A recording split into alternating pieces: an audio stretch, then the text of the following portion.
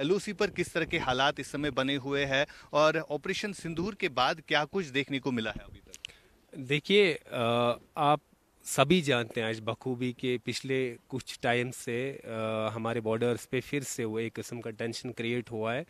Disgusting fact मैं आपको ये बता दूं कि ऑपरेशन सिंदूर में जो पीओके में मिलिटेंट्स जो आउटफिट ऑर्गेनाइजेशंस या उनके जो सेंटर्स थे which were mixed to the mud, ये मैं कहूँगा, वाया ऑपरेशन सिंदूर।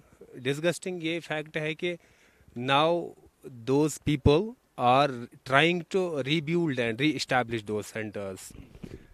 एक्चुअली वो यही चाहते हैं कि 2019 के बाद जो जम्मू कश्मीर में एक पीस मेंटेन हुआ था, यहाँ लोग अभी हमारा टूरिज़्म इंक्रीज़ हुआ था, हमारा बाकी जितनी भी चीज़ें लोग अपना बिजनेस कर रहे थे, स्कूल, बार बार मैं ये चीज़ कहता हूँ कि अभी हमारे स्कूल्स फंक्शन कर रहे थे, टूरिज़्म हमारा री इस्टेब्लिश मैं कहूँगा हुआ था, क्योंकि एक काफ़ी फ़्लो था 2019 के बाद जो टूरिस्ट का फ़्लो रहा।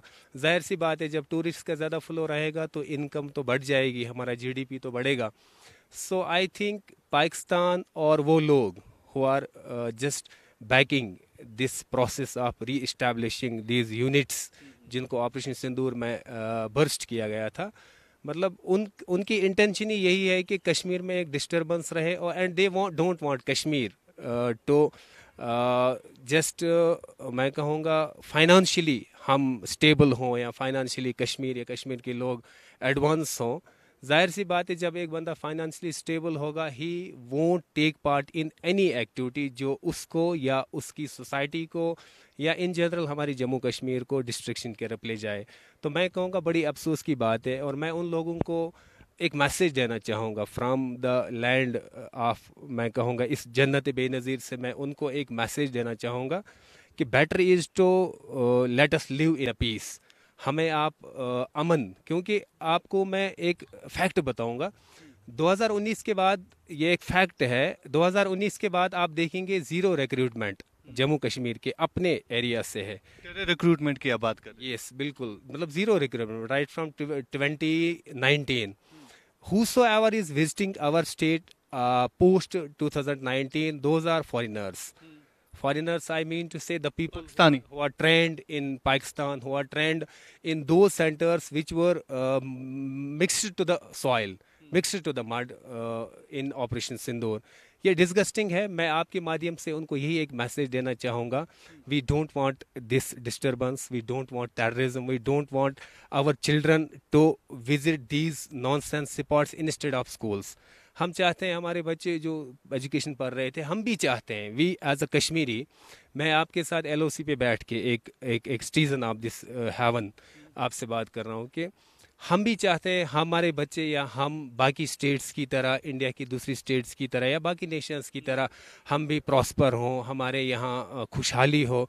लेकिन I don't think our neighbouring nation वो चाहते ही नहीं है। बिल्कुल पहले से नहीं चाहते हैं और वजह यही है जो आज टेररिस्ट यहाँ पर भेजे जाते हैं उनका ताल्लुक सीधे तौर पर पाकिस्तान से होता है। एक और युवा है जिनसे हम जानेंगे।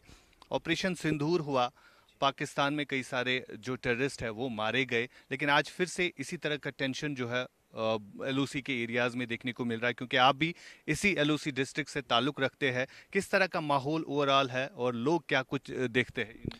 देखिए जी, ऑपरेशन सिंदूर जब हुआ, हिंदुस्तान की गवर्नमेंट ने किया और बॉर्डर के लोग हमेशा आर्मी के साथ, हिंदुस्तान के साथ थे और उस टाइम यहाँ के नौजवान खासकर तैयार थे कि हमें भी बोलो हमें कहाँ पे जाना है, लड़ना है।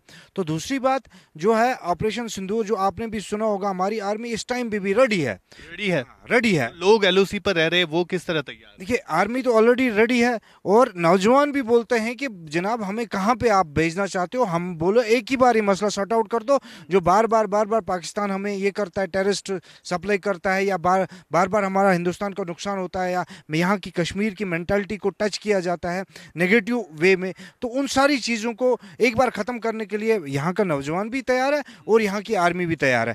खासकर हम यहाँ लोकल एरिया में इस टाइम इस चीज़ का, क्योंकि हिंदुस्तान ने सरकार ने बहुत सारे जो बैंकर्स हैं लास्ट इसके बाद दिए गए, हाँ ऑपरेशन सिंदूर के बाद यहाँ पे बैंकर्स और भी बन रहे हैं, बट लोग इस टाइम प्रॉपर तरह से, क्योंकि उस टाइम पता नहीं था लोगों को कि हमें कैसे रहना, क्या है बैंकर्स की फिजिबिलिटी नहीं थी, बट अभी जो है लोग अवेयर हैं इससे, क्योंकि उस टाइम पे आर्मी हो, सिविल हो, हम हो, जो भी लोग यहाँ पे थे उन्होंने बड़ी हिकमत की और लोगों को ऐसे इवैक्यूएट किया और जो है वहाँ पे लोगों को एकोमोडेट किया, और आर्मी ने बहुत अच्छे से जवाब दिया उस टाइम पे। और इस टाइम अगर 4.0 होता है सिंदूर, तो मुझे लगता है कि एक बार हमें पीओके लेके ये मसला सॉर्ट आउट कर देना चाहिए कि बार बार इन चीज़ों पे ये खत्म हो जाए। बिल्कुल, जिस तरह से देश के गृह मंत्री बार बार ये कह रहे हैं कि पीओके हमारा अटूट अंग है, इसे वापस लेने की नौबत जो है अब आ चुकी है, और कुछ दिन पहले हमने देखा था कि पीओके में भी बड़े प्रोटेस्ट हो रहे थे।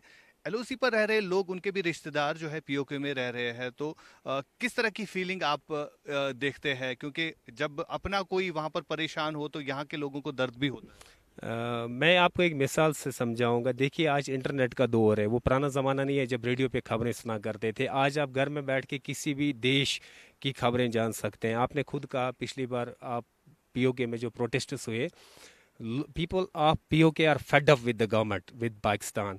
और अगर आपको एक बारी टाइम मिलता है पीओके जाने का, आप इंडिविजुअल बेसिस पे वहाँ पे लोगों को पूछिए, एवरीबडी इज़ फेड अप, बहुत तंग आ चुके हैं। और मैं आपको एज ए कश्मीरी वसूख के साथ और हल्फन कहता हूँ कि एक बार अगर वो हम जैसा फील करेंगे, वो कभी उस देश का नाम भी नहीं लेना चाहेंगे जितने जितने पीस में हम रह रहे हैं। मुझे बताइए, एज ए मैक्सिमम हमारे यहाँ लोग कहते हैं, मैं उन लोगों को भी आपके माध्यम से एक मैसेज देना चाहूँगा, हमारे यहाँ कहते हैं हमारे ऊपर जी जुल्म ज़्यादती है। मतलब what sort of restrictions are over we people, मतलब हमें तो नहीं लगता है। देखिए, मैं अपनी बात कहूँगा, हम मुसलमान हैं, हमारे यहाँ nobody is restricting us from practising our religion या एनीथिंग एल्स।